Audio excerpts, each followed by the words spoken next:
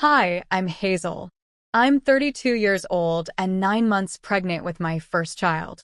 Life hasn't been easy lately, and I want to share my story, hoping it might help someone else in a similar situation. I live in San Francisco with my husband, Michael. He's 34 and works as a software engineer. From the outside, our life might look perfect, but reality is quite different. Michael is emotionally neglectful and unhelpful at home. Most weekends, he spends at his parents' house, leaving me alone to manage all the household chores despite my pregnancy. I love photography, and capturing moments of my daily life brings me small joys, but they are often overshadowed by Michael's lack of support and constant criticism. One evening, Michael came home and demanded that I go to the convenience store to buy beer. I was exhausted and felt unloved, but I reluctantly agreed. Walking to the store, I couldn't help but feel the weight of his insensitivity. Why couldn't he go himself? I thought. But questioning him would only lead to another argument. When I returned home with the beer, Michael barely acknowledged my effort. Instead, he continued to criticize me, finding faults in everything I did. His words cut deep, but I held back my tears. Over the past few months, our relationship had strained further, and his behavior had become more dismissive and hurtful. The next morning, Michael acted as if nothing had happened. He was cheerful and indifferent to the previous night's events. I decided to make amends by preparing a special dinner, hoping it would bridge the growing gap between us. I spent the whole day cooking his favorite meal, but when he returned home drunk, my efforts were in vain. He hurled insults at me, questioning my worth and my ability to be a good wife and mother. I felt increasingly isolated and unsupported. As my due date approached, Michael insisted on taking a family trip with his parents.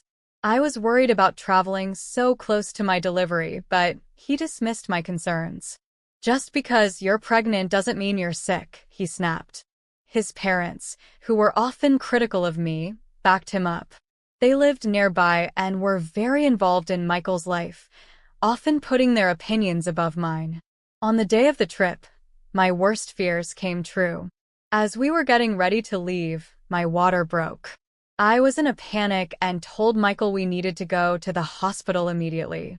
Instead of helping, he forced me out of the car, angry that I might mess it up. I was shocked and felt utterly abandoned. I couldn't believe he could be so heartless. Thankfully, our neighbor Nina saw me in distress. Nina is a wonderful woman, married to the CFO of the company where Michael works. She rushed to my side and called an ambulance. Her timely intervention ensured I got to the hospital safely. Nina stayed with me, offering comfort and support while I delivered my baby. Her presence was a lifeline during one of the most vulnerable moments of my life. In the hospital, as I cradled my newborn, I couldn't stop thinking about Michael's continued neglect and his family's constant criticism. It was clear I couldn't continue living like this. Nina, who had become a dear friend, supported me through this tough time. She even informed her husband about the situation, which would later prove to be crucial. During my stay in the hospital, a video of Michael forcing me out of the car went viral, spreading like wildfire. The video showed his true colors, and the public backlash was severe. Michael lost his job and struggled to find new employment. His reputation was tarnished, and he faced public shaming along with his parents. It was a harsh but fitting consequence for his abusive behavior. Meanwhile, I found solace and support with my parents and Nina. They encouraged me to think about my future and my baby's well-being. I began contemplating divorce, realizing it was the only way to secure a better life for us. The overwhelming evidence and social pressure made the divorce proceedings straightforward, with Michael and his family reluctantly agreeing to the terms. After my baby was born, my life began to change drastically.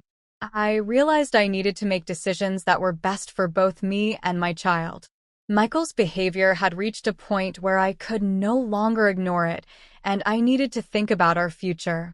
Nina continued to be a pillar of support during this difficult time. She often visited me at the hospital, bringing meals and words of encouragement. Her husband, Mark, who is the CFO of the company where Michael used to work, was equally supportive. It was comforting to know that they both understood the gravity of the situation.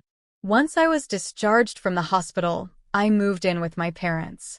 They were elderly but very supportive and welcomed us with open arms. Their home, also in San Francisco, became a safe haven for me and my newborn. I was overwhelmed with gratitude for their love and care. As I settled into my parents' home, I started to reflect on the events that had led me here.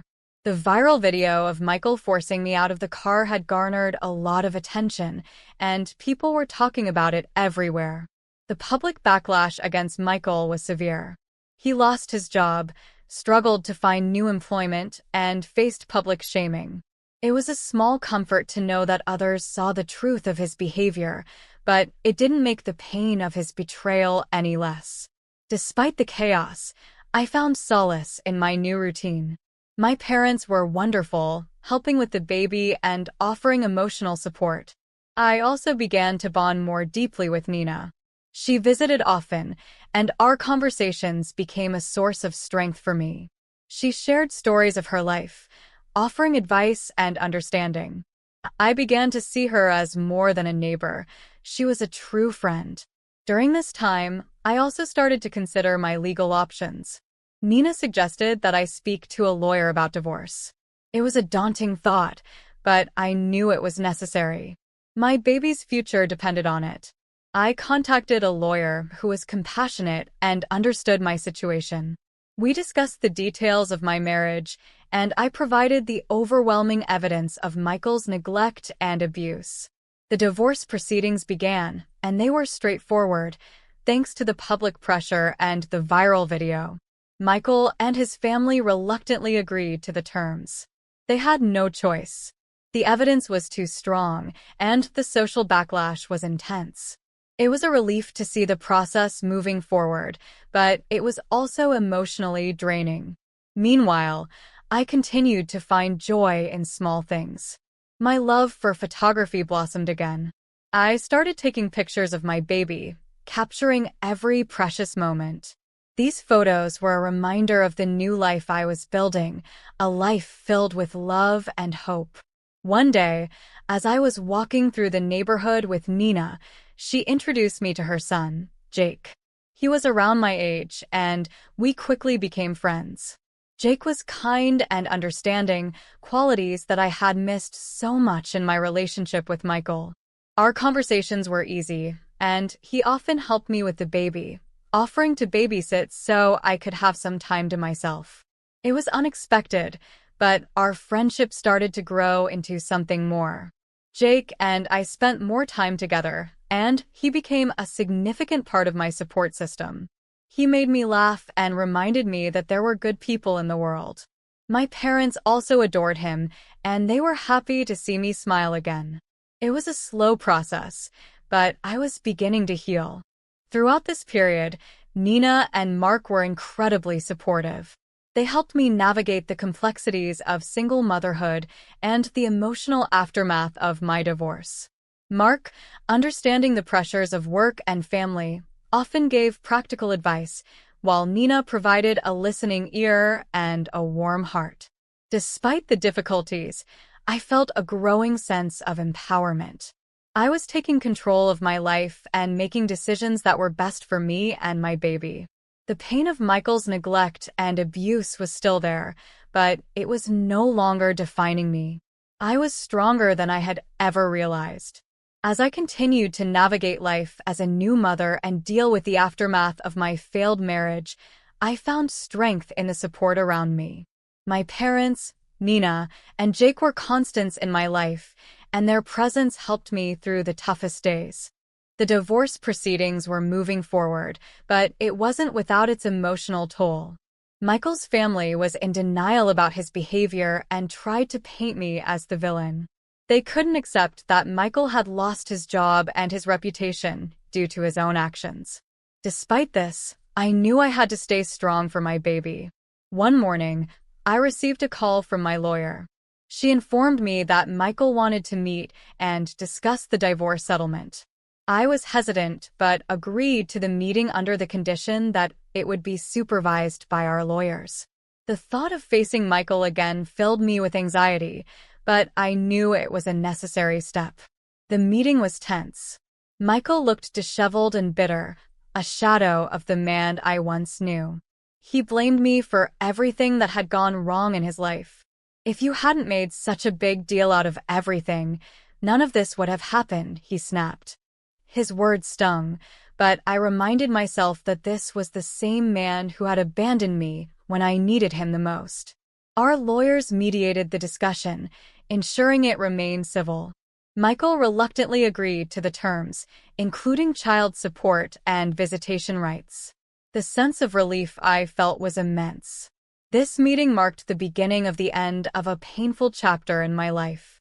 Back at home, my parents were eager to hear about the meeting. I shared the details with them and felt a weight lift off my shoulders. My mother hugged me tightly, whispering, "You're so strong, Hazel. We're proud of you." Their unwavering support was a source of immense comfort. Meanwhile, my relationship with Jake continued to develop. He was a breath of fresh air, always positive and supportive. One evening, as we were sitting on the porch, he looked at me and said, "Hazel, you're an amazing woman. You've been through so much, and yet, you're still standing. I admire your strength." His words touched my heart. For the first time in a long while, I felt seen and appreciated. Our bond grew stronger, and soon, what started as a friendship began to blossom into something more. We spent more time together, and he became a loving presence in my baby's life. My parents noticed our growing closeness and encouraged it. They could see how happy Jake made me. However, not everything was smooth sailing. Michael's parents continued to interfere, calling and demanding to see their grandchild. They refused to acknowledge the harm Michael had caused and acted as if nothing had changed. It was exhausting dealing with their relentless criticism, but I stood my ground, setting boundaries to protect my peace. One day, Nina invited me over for coffee. We sat in her cozy kitchen, and she asked me how I was holding up. I shared my struggles with Michael's parents and the challenges of single motherhood. She listened patiently and then said, "Hazel, you've come so far. Don't let anyone take away your peace. You have the right to protect your happiness and your child's well-being." Her words were empowering. Nina had become more than a neighbor. She was a mentor and a true friend. Her husband, Mark, also offered his support, advising me on legal matters and helping me understand my rights. As the months passed, I found myself growing stronger and more confident. I started taking on freelance photography projects, something I had always dreamed of. It was fulfilling to pursue my passion and provide for my baby. Each photo I took was a testament to my journey and the new life I was building. My relationship with Jake continued to flourish. He was patient, kind, and genuinely cared for me and my baby. One evening, as we were watching the sunset, he turned to me and said, "Hazel, I love you. I know it's been a tough journey, but I want to be there for you, for both of you, every step of the way." Tears filled my eyes as I realized how far I had come. From feeling abandoned and neglected, I was now surrounded by love and support. I looked at Jake and said, "I love you too. Thank you for being here, for everything." After months of struggle and resilience, my life finally began to take a positive turn. The divorce was finalized, and I was free from the toxic relationship that had weighed me down for so long. The day the divorce papers were signed was bittersweet. I felt a sense of loss, but also an overwhelming sense of relief. My lawyer, who had been a steadfast ally, reassured me, "This is a new beginning, Hazel. You're doing the right thing for yourself and your child." With the divorce behind me, I focused on building a stable and happy life for my baby and myself. My freelance photography work started to pick up, and I found joy in capturing beautiful moments for others. Each project was a step towards my independence and self-fulfillment. Jake was a constant source of support and love. He understood my past and respected my journey. One evening, as we were having dinner with my parents, he proposed to me. It was a simple, heartfelt moment. "Hazel, will you marry me?" he asked, his eyes full of hope. I didn't hesitate. "Yes, Jake, I will," I replied, tears of happiness streaming down my face. My parents beamed with joy, and my heart felt full. Nina and Mark were thrilled for us. Nina, who had been there from the start, gave me a tight hug. "You deserve all the happiness in the world, Hazel," she said warmly. Their son was a wonderful man, and I was grateful every day for the unexpected turn our relationship had taken. Michael and his parents continued to try and interfere, but I maintained firm boundaries. With the legal support and advice from Mark, I ensured that they respected our space. Their criticism no longer held power over me. I was stronger and more confident, ready to protect my peace and my child's well-being. As time passed, I found a new rhythm in life. My days were filled with photography sessions, moments of laughter with Jake, and the simple joys of watching my child grow. Jake was an incredible father figure, and our home was filled with love and happiness. One day, Nina and I were sitting in her garden, reflecting on how much had changed. "You've come a long way, Hazel.